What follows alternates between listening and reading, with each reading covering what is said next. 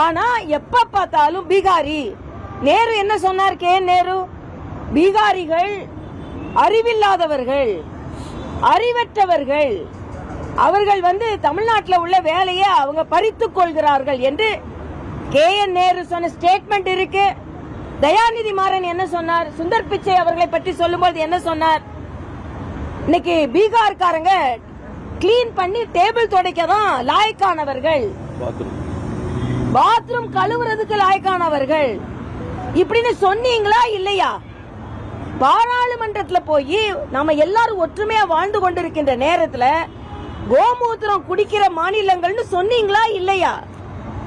ஆக நீங்க வேற்றுமைப்படுத்தி அவர்களை பீகார்னா பான் பராக்கு விக்கிறதுக்கு தான் அவன் ஆகும், அவனுக்கு அறிவே இல்லை சொன்னது யாரு?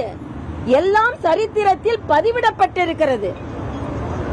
ஆக திமுக தான் சொன்னார். உடனே